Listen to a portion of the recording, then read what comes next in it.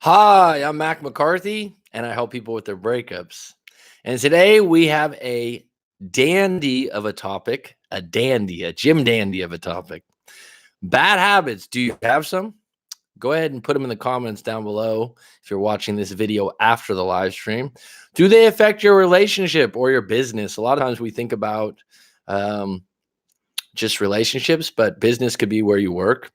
They definitely affect your life. You know that already.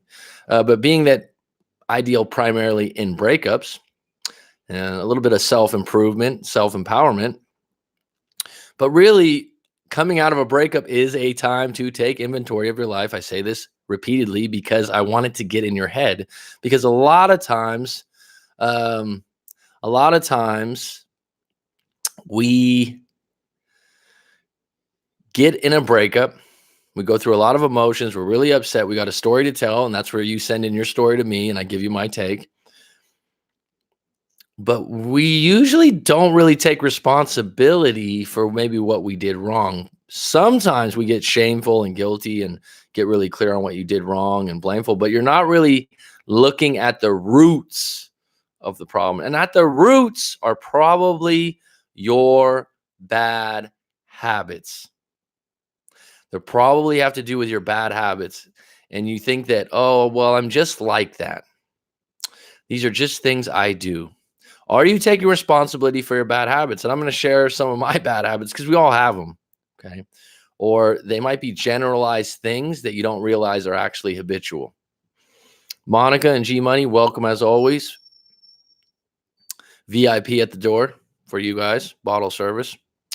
I'm going to get into this a little bit thicker. And where did I put this? There you go. I'm doing a little write up on each of these prior to just to get organized with it. And I'll get back to being organized in a minute. Brand new Skinner. Wow, we got the dream team here today. Gold medals for everyone. So, taking responsibility for your bad habits. Bad habits are compounding your future. So, if you know about compounding interest, this isn't an investment channel, but compounding interest is it making money, making more money over time, taking the profits and then reinvesting them is compounding interest. Well, the same thing goes with a good habit. You're compounding interest. If you have the habit of, let's just say, going for a run every morning, your heart health and your overall weight, most likely, what else? Your cholesterol. There's a lot of benefits to running each morning that actually increase by you doing it every day, a little bit, a little bit, a little bit. It's like watering a plant. People talk about this for meditation. And I recently started a meditative practice, which I'll talk about in another show. And I've done it over the last 2.5 months, and it's been life-changing. Sometimes you think you're in a really good place, and then you do something new, and you're like, wow, why haven't I been doing this? I knew about it, but I didn't put it in practice and make it a habit.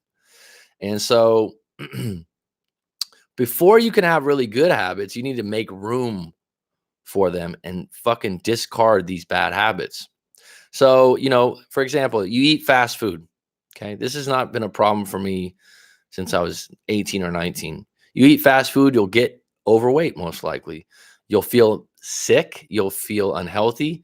I believe that documentary by G Money will help me on this because he always knows the stuff I'm thinking about. Fast Food Nation. Was it called a Fast Food Nation? The guy eats McDonald's or one of the fast food places every day for 30 days. And it's just disgustingly real how bad it is for him. And it's a bad habit. I've had clients be like, yeah, I eat fast food too often, but it's cheap and it's convenient. Well, that's what it sells on. That's the value in it. And I'm not going to judge you for it. And I'm not going to tell you you can't eat it. What you have to do with that bad habit, instead of going, oh, yeah, it's just that, you have to find a reason. So a while back when we were on a live stream, I somehow got into, which towards the second half of these live streams, they go all over the place and we just have some conversation about different topics. And I was saying, I don't really drink Coke or soda. And what I mean soda, maybe soda water, but not flavored soda. Okay, whatever you want to call that. Pop. Some people in Canada, I think they call it pop. And when I was About 18, I started to break out and really get bad acne. So bad that my mom was even like, honey, what's wrong? I just got it late, right? It just was my time. And I went to a dermatologist and they were like, hey, do you drink, I was like, oh, I always have a couple Cokes. I think I had a Coke. I had a part-time job at the time and I'd always have a Coke before work. This is before coffee got really popular. And what I mean by that is Starbucks and the whole coffee shop thing. It wasn't nearly as popular when I was in high school, when I was 17, 18 to go get a coffee. So anyways, I'd have a Coke and he's like, well, cut the Coke because there's a lot of sugar in that and that really affects your skin. It was like, okay, this will help me not get acne or something like that. I was like, done. I won't drink Coke because the reason was so compelling to quit that habit that I was like, oh yeah, I won't even drink anymore. And then like 2 or 3 years later, I'd have a Coke and I'd be like, ugh, this is gross. It didn't even taste good. It was too syrupy. It was too sugary. But the reason for quitting the habit is really compelling. And right now, if you're in a breakup, post breakup, you should be going, all right, these bad habits are not going to contribute to me meeting a good partner in the future.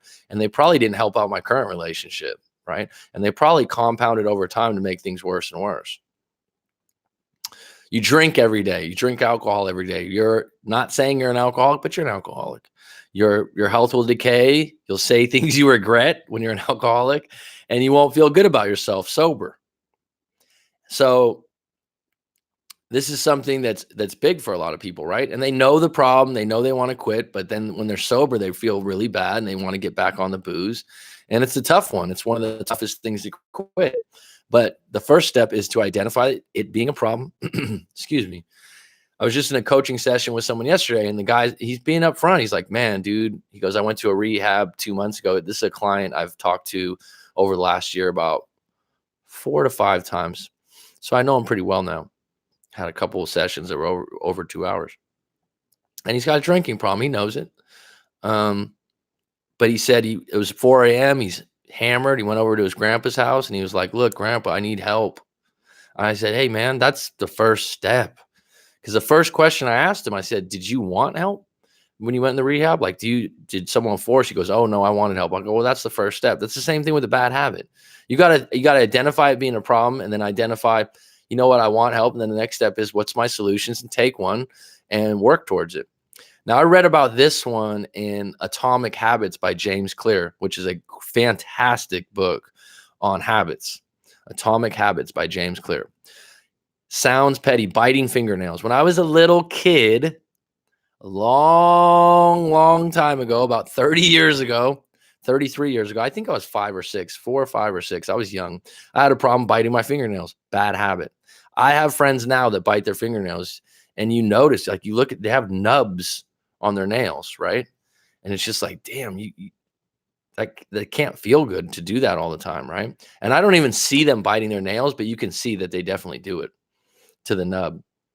And my grandma and my mom were like, it's such a bad habit. You know what my mom did? My mom put nail polish remover all over my nails every night. And that didn't last very long for me to stop biting my nails. And being that it was a bad habit. Since then, have I bit my nails in my life? Yeah, a couple times. But it's never been a habit that I do all the time. But interestingly, in Atomic Habits, one of the really good suggestions that they made is the guy said he went and got a pedicure. Now, people are going like, why would you get a pedicure if you have nail problems? Well, he said that when he got a pedicure, that his nails looked so good and so nice, and the lady complimented him on having nice hands, which is kind of funny, that he felt like, I don't want to fuck up the pedicure. My nails look really good. They look so clean. I've never had them look this nice. So when I get a pedicure, I don't want to sit there and bite up my nails even more. And it was reason enough for him to stop. Now, would that work for everyone? I don't know, but that's solution-based. Do habits contribute to breakups? What do you guys think? Do habits contribute to breakups? Because this isn't talked about a lot, I don't think. This doesn't come up in a lot of other YouTube videos where like, oh, it's based on your bad habits. No. G-Money, I knew you'd have it. Supersize Me. Thank you. Great fucking documentaries. That's educational. I watched that at San Francisco State. English teacher gave it to us. An English professor, excuse me. She was in, what do they call that? Adjunct, where they're part-time. I mean, when you watch that, you're like, holy crap, right? Literally. So now I get off topic. That's why I have to keep going on my notes here, because I want to finish that up. What I want to ask you, though, do you guys think that bad habits, simple question, contribute to a breakup, or maybe even your breakup? Or do you have a specific bad habit that might have contributed to your last breakup or breakups prior to? Think about that. And did you stop the bad habit after the breakup? All right.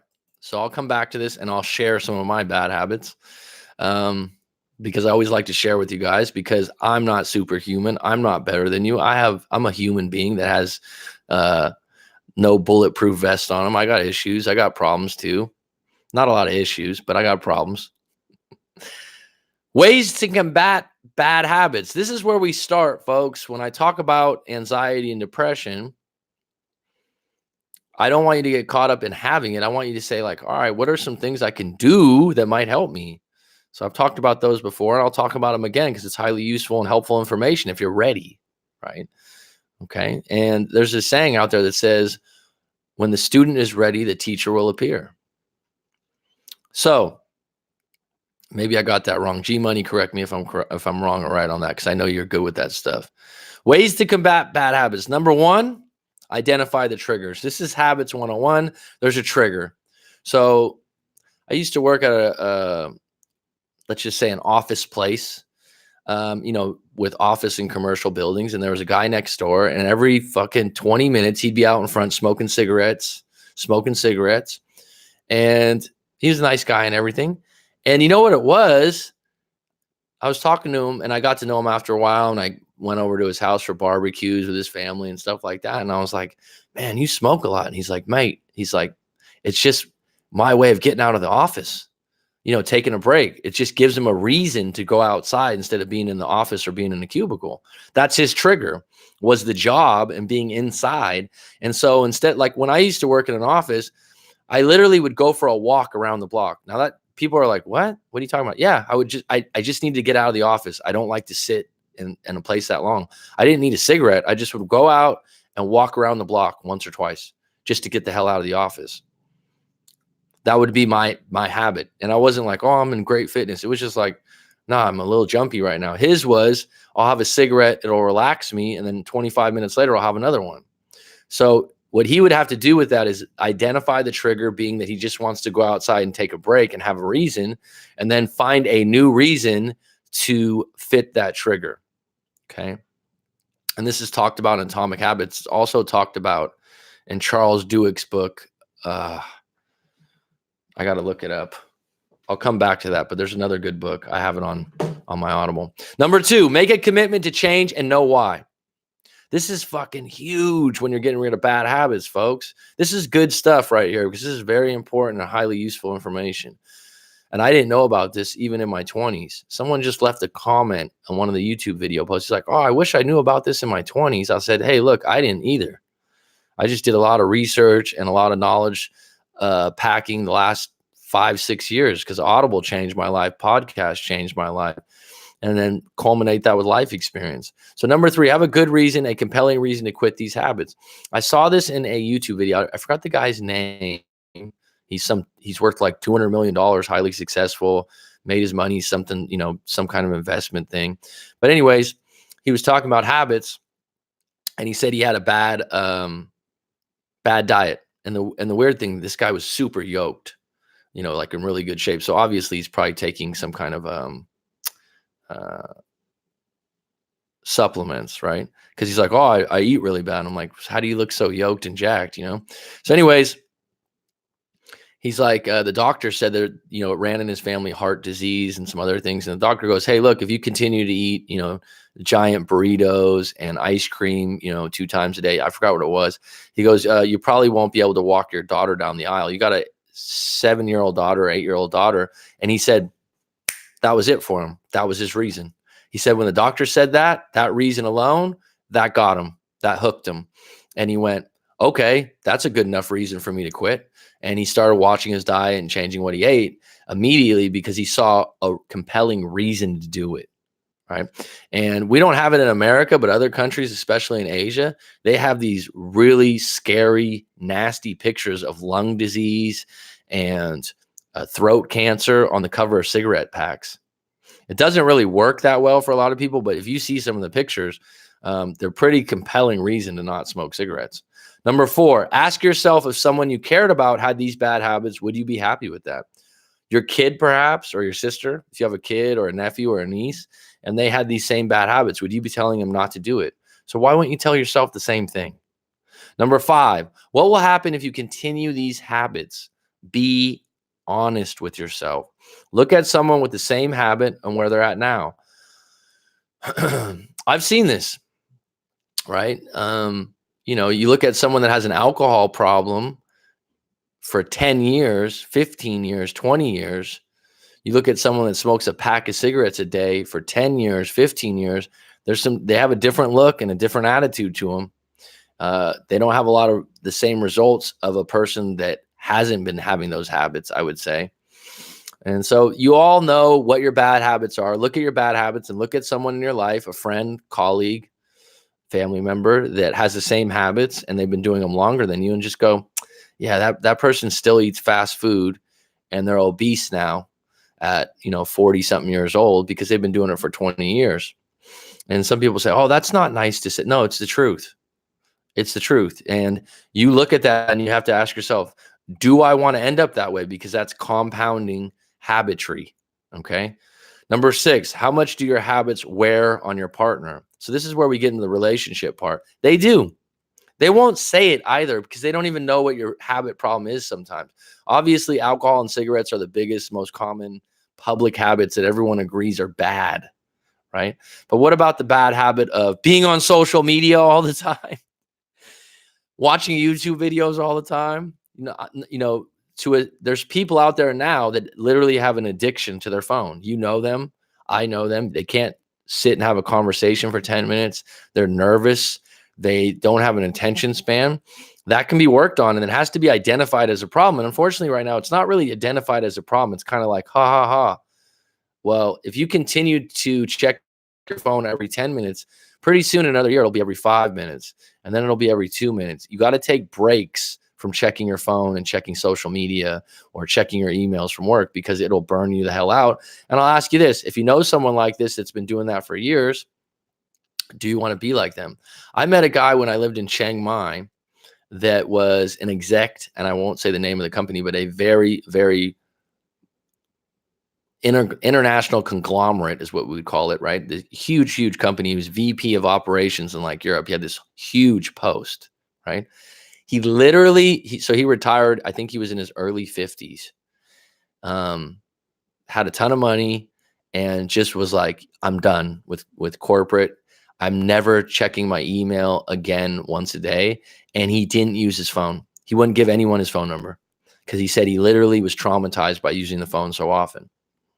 And that's a good example of someone that was overworked, over pushed, and he knew it. And he was on what do you call it? Pharmaceuticals, different kinds of pills for happiness and mood and all these other things. And he was a little zonk sometimes, to be honest. And he was a burnout is what I'd call it. He's completely burned out.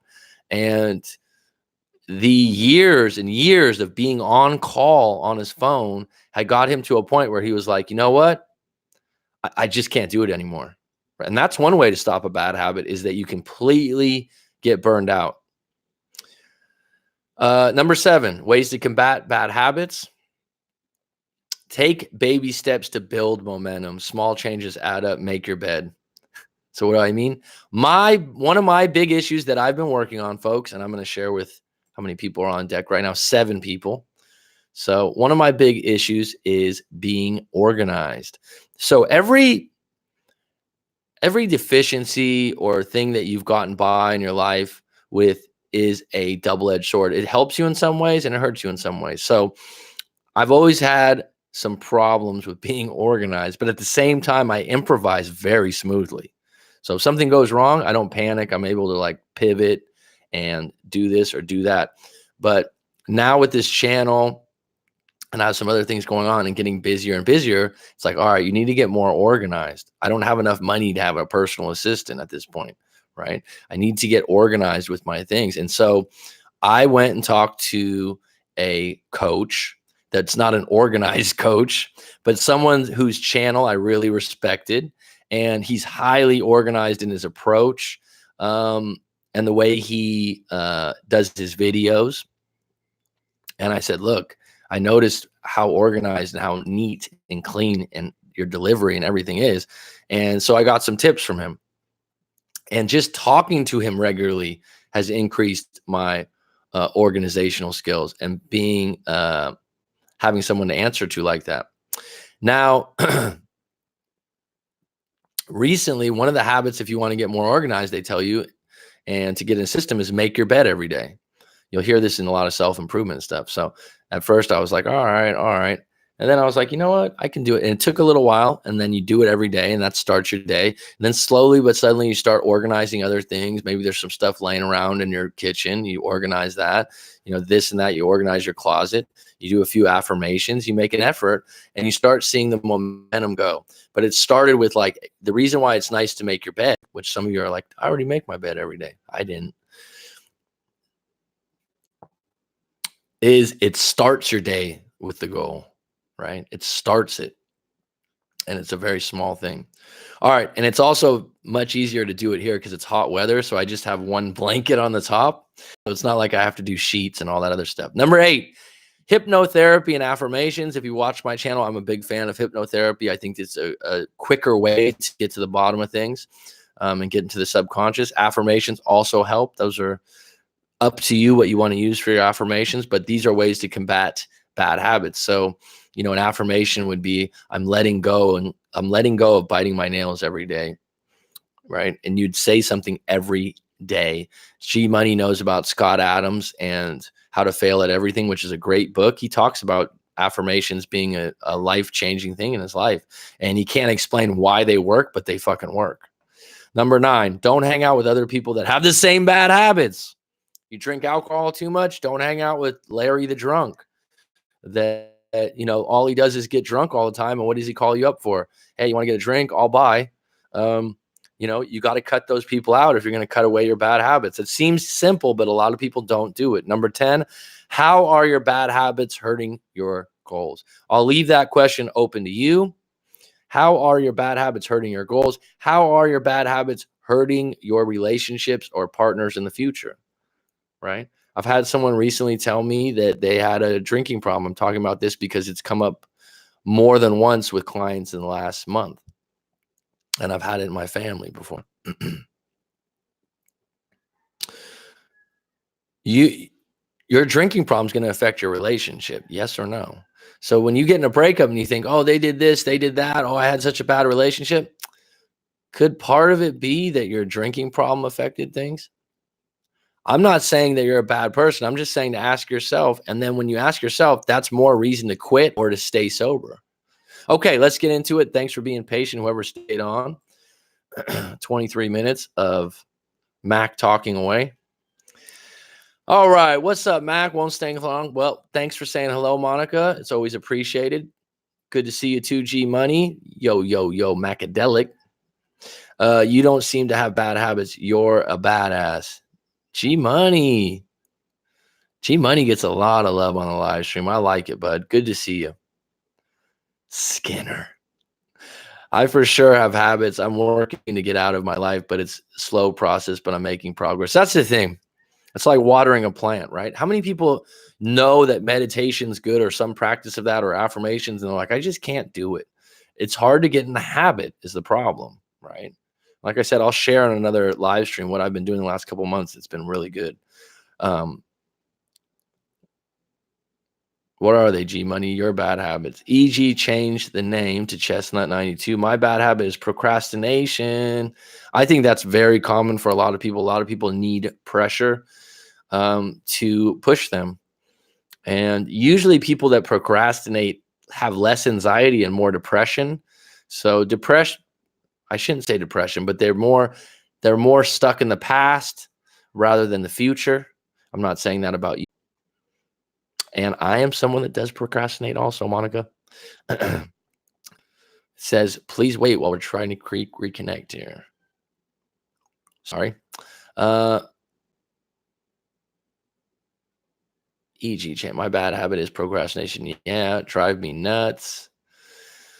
With procrastination, it helps out to write a schedule and have a system. So the reason why we like jobs, and I'm learning this myself too, because I procrastinate. And like I said, that's a product of being unorganized sometimes. I look back at my life and I was like, when did you First of all, Monica, look at areas of your life where you don't procrastinate and why. So I look back, and when I had this job, I had this job at a major department store that was like a high-end department store. It was a good job. And I was thinking, I didn't procrastinate. I was a hard worker. I got things done. I didn't call in sick.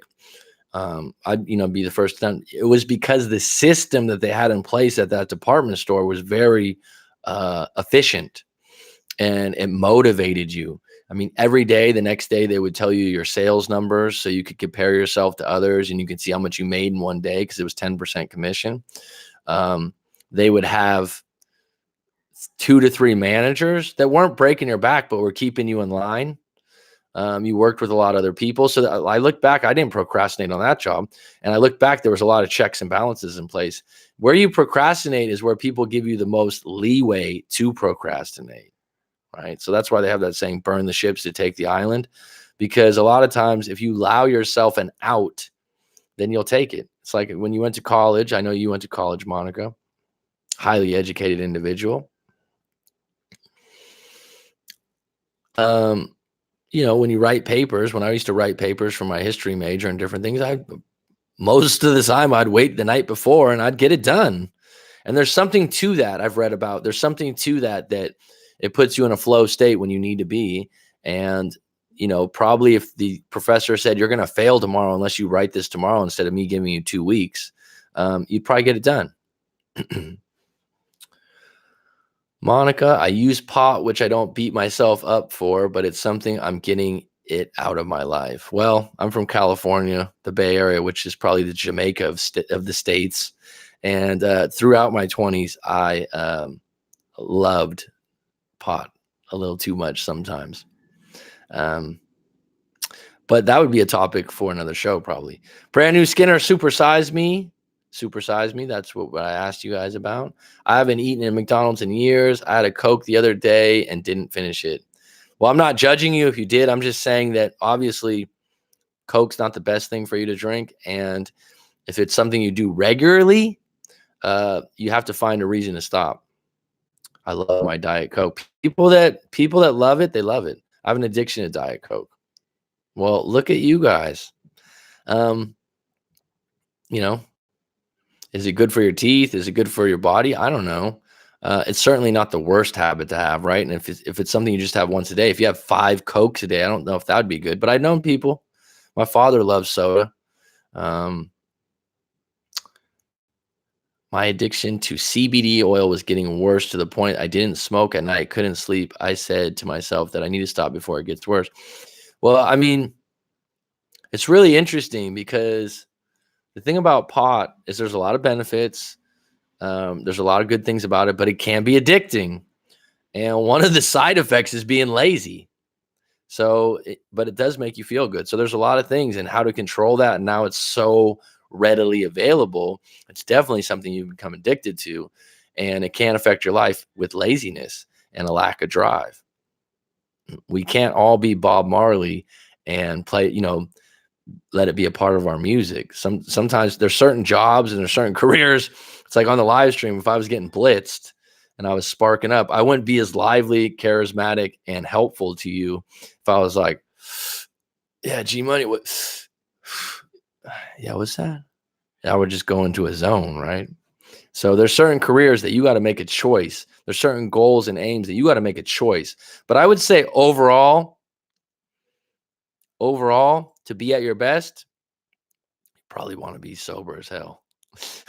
I stopped and now I've been clean for 5 months. Well, good for you, Chestnut 92. AKA habits for sure contribute to breakups. Those little things about you that they used to find cute start to get real old after a while. And I was just going to say G Money, and vice versa. It works both ways. And to be fair, like I said before, some bad habits have created some of your strengths. So sometimes the things that are your bad habits, actually, like I said, I'm very good at improvising. I'm very good on my feet. I don't panic if something doesn't go according to plan. I have friends like everything has to be fucking planned out. And if something goes wrong, they go nuts. I'm not like that because I'm not a person that overly needs to plan. Like the night before I take a plane trip, I'll pack. I might pack that morning and I'll be fine. I've had girlfriends before that like they have their bags packed 4 days before the plane takes off. And I'm just going, did you pack your bag yet? No, I'll take care of it before we leave. It's not a big deal. Bad habits usually don't change until you get dumped because honestly, I think we subconsciously test limits in our relationship. Great way to put it, Skinner. I like that. I think we subconsciously test limits in our relationship. I think that's absolutely true. And I think that as long as you're getting away with it and being enabled, you're not going to change, right?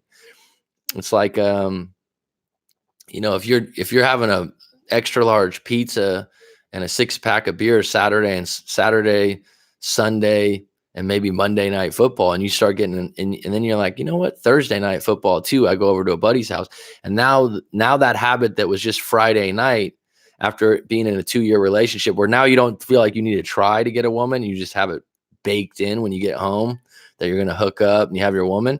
After about 2 years of that, you start to gain some weight. You get a little lazy, you get a little bags in your eyes. The woman's like, yeah, now you're getting a little sloppy, but they won't say it to you. They'll just start to pull away. And then that's when you get needy. And then that's when you're like, well, why are you pulling? Well, it could be the fact that for the last year and a half, you've been drinking a 6-pack, eating a round table pizza. And I've seen people like this and they can't see it. I'm like, why did she do this to me? Well, I mean, it's a culmination of compounding bad habits, dude. I'm perfect. Hello, everyone. I'm perfect. Yeah, no, that's a trick statement. If wouldn't stop, that's good, bud. You identified it and you took care of it.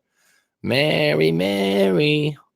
Okay, we got our little crew in here, huh? Once a weekend of the month, I would sit back and just drink and chill. Well, that's good.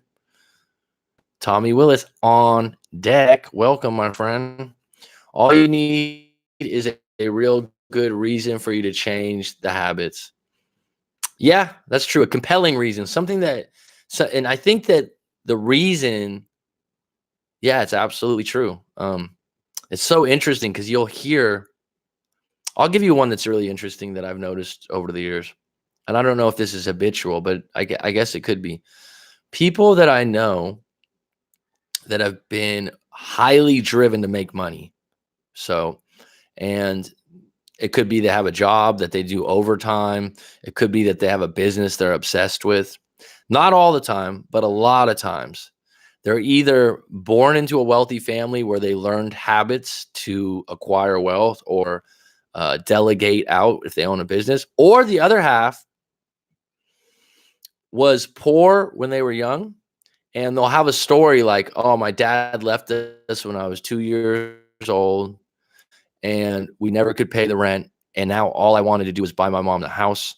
And but once they buy the mom the house, they still are overcompensating for the fact that like, no, I want to make more money. I want to make more money because they still have it in their head of being that poor kid. And so it really fucking drives them to be focused and obsessed in some ways to make money. And this is why you get this rags to riches story all the time. So what I'm saying is their good reason to push themselves to make a lot of money isn't necessarily to buy the Mercedes in the garage. It's more about, I don't want my kids, or I don't want to be that poor little kid worrying about my mom paying rent anymore. That's a compelling reason to be good with money. All you need is a real good reason. Is music considered as an addiction? I wouldn't think so. But maybe someone else has a different opinion. Yes. Yep. Smoking. Interestingly, almost none of my boyfriends smoked when I was online. I would get guys that said no smokers in their profile. Then once they saw my pics, they seemed to forget that. They seemed to forget that said, I would get guys that said no smokers in their profile. Then once they seen my pics, okay.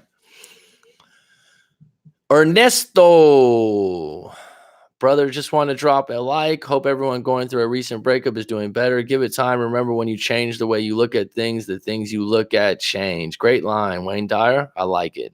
Thanks, Ernesto. I appreciate it, bud. Rob's on deck. G Money in the house. Judy Jacks always in the house. Rob, my bad habit is reading too much, but maybe that's a good habit. No, I don't. I mean, I guess it depends on what you're reading. If you're reading gossip in the Inquirer all the time, I'm sure Joseph Rodriguez, whose channel I like and who's been a mentor and a coach to myself,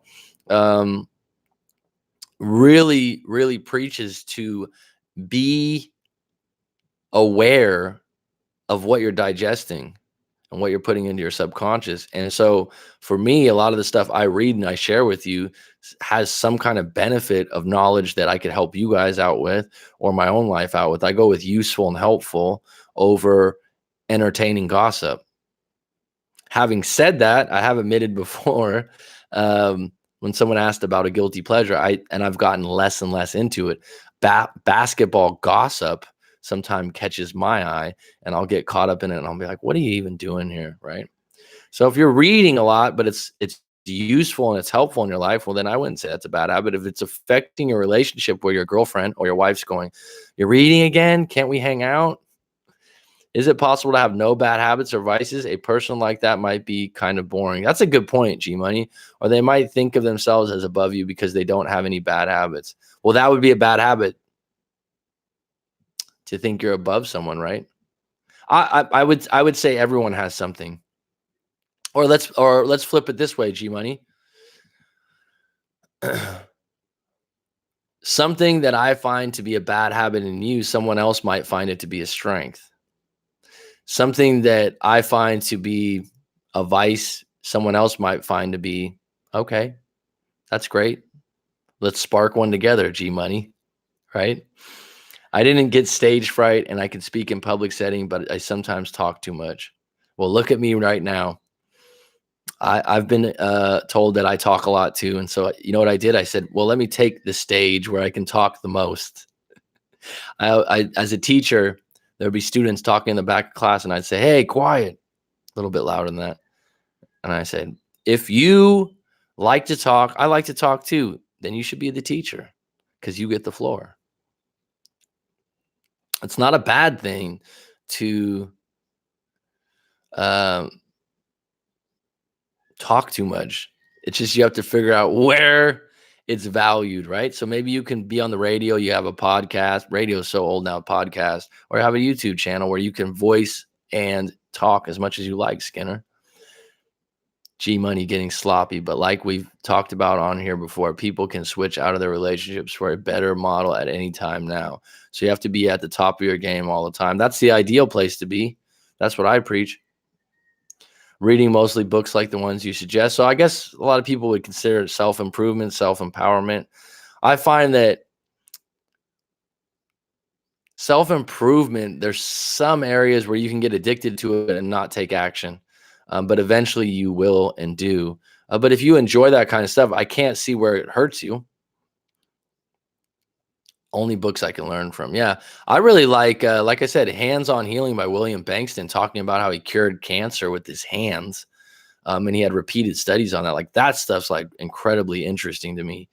But yeah, only books I can learn from. Well, that sounds pretty good.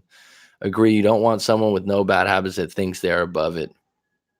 Yeah, I remember I was in an interview one time, and the lady was like, she didn't say good habits. What'd she say? I forgot how she put it. But let's just say, what are the things that hold you back, and what are the things that you're really good at? I forgot what it was. But at the same time, like I said, some of the things that you think are bad have enabled you to be better at other things. So like Skinner, when I was in school, I'd always get in trouble for talking too much. I was I was in trouble for like getting in fights or anything like that, but like talking a lot was a big one. But it served me as a teacher because and communicating with people. Like when I do live coaching sessions, at an hour, I'm like, if I have no one behind, maybe not having bad habits is a bad habit itself. Well, you again, who's to identify what's a bad that? If you ever got in trouble in school, it definitely had to do with talking. Oh yeah. If you got one check, it would be first recess. If you got two checks, it would be both.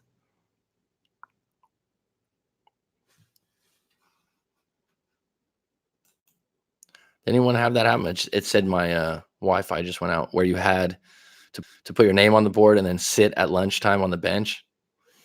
I had to do that a lot.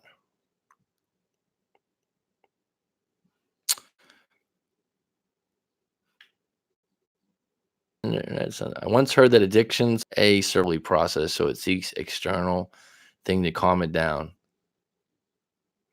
Well, a lot of people say that alcoholism or taking drugs, you're really evading your problems and you're not in touch with them. And so by doing that, you're drowning out the stuff that you're trying to uh, avoid. Right. And I remember when I went through my breakup a long time ago that was bad. My dad was like, why don't you just go out and have some drinks, man? Because that's what my dad would. And I was like, I don't. Well, this has been good. Some folks said they were in and they stayed a little bit longer than I thought. I don't know why. Your connection is unstable today.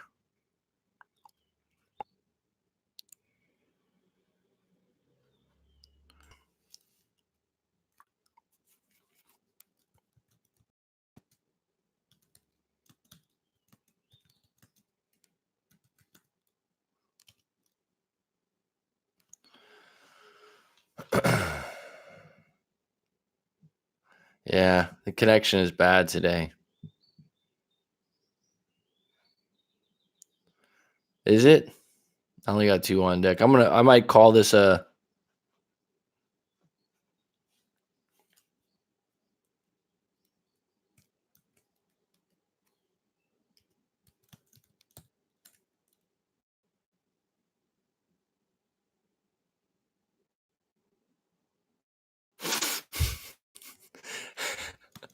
Oh shit, Rob! I got like 8 people staying next door at an Airbnb, and I'm sure they're all online. And I think that affects my internet, if I'm correct. Rob, you know this better than I do. I think, and maybe that's part of it, right? If everyone's online around you, doesn't that affect your signal? I think it's on deck right now. It's decent, but if this continues, I'll call the game, Rob, because that's not fun for everyone. Oh, one on deck now. Okay, so it has been delayed. We're gonna call it. We're gonna call it. Any closing comments to let me know one's out there? Thanks for the likes, folks. Thank you. Oh, really? It's still clear to you? Okay. It's showing that I only have one person on deck. One person on deck. Brand new Skinner and Rob. Guardians of the Gate. Guardians of the Gate. I wonder how that works.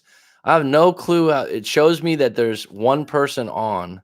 I don't know if that's a viewer or now there's 3. I don't know if that's a viewer or if that just means in the chat on the side.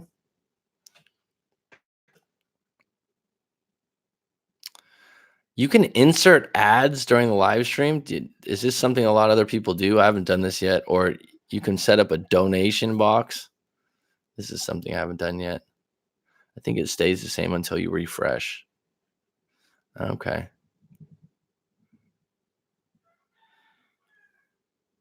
Viewers don't equal subs. I know it's for ad revenue. Oh man.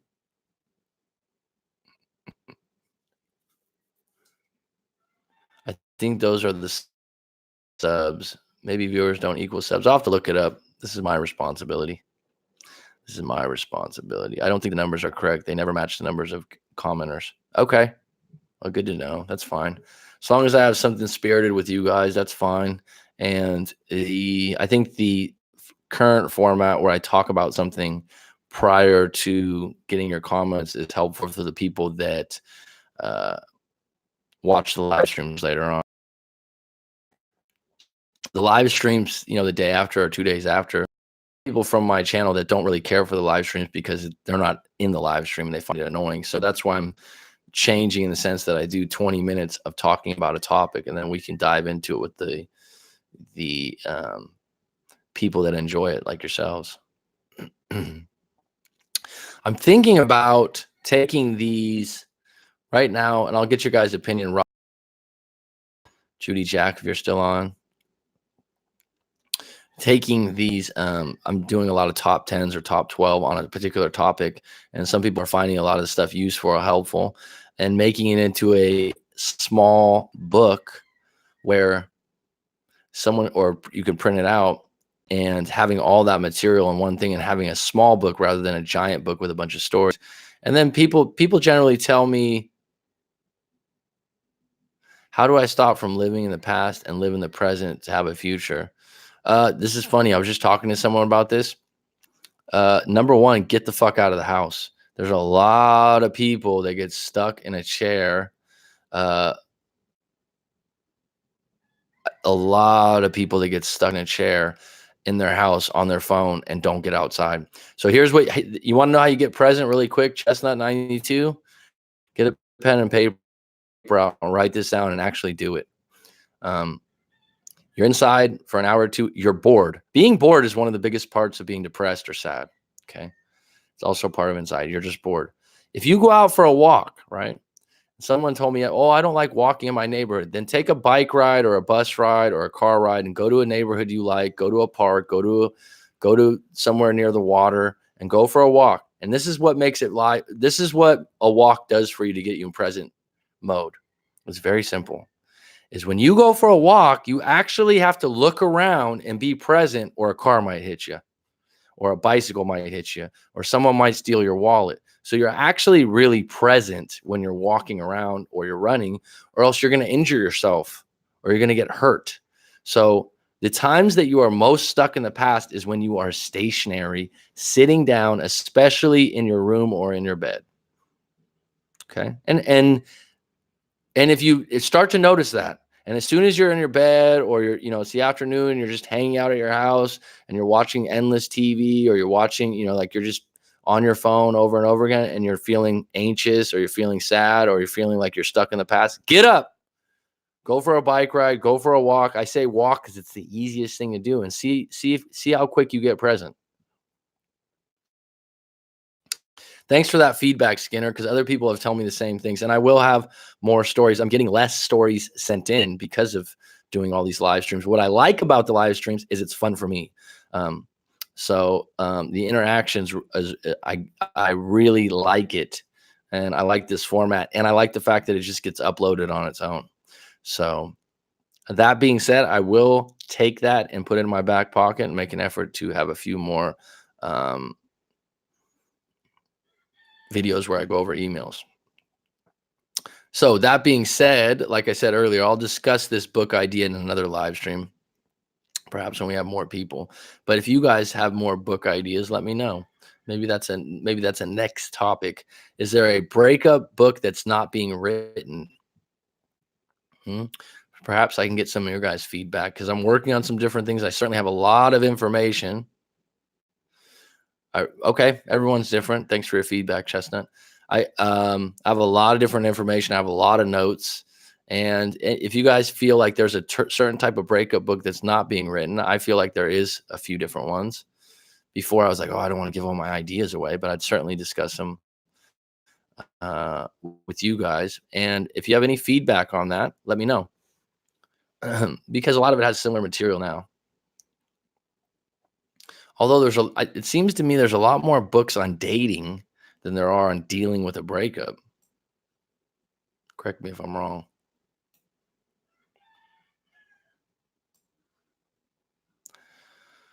Thanks for the likes, folks. I appreciate it. I appreciate the people that came on today.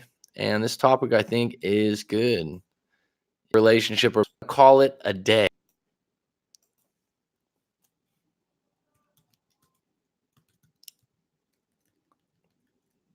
I won't write it. Have a good day. It's going to be curtains now. See ya tomorrow.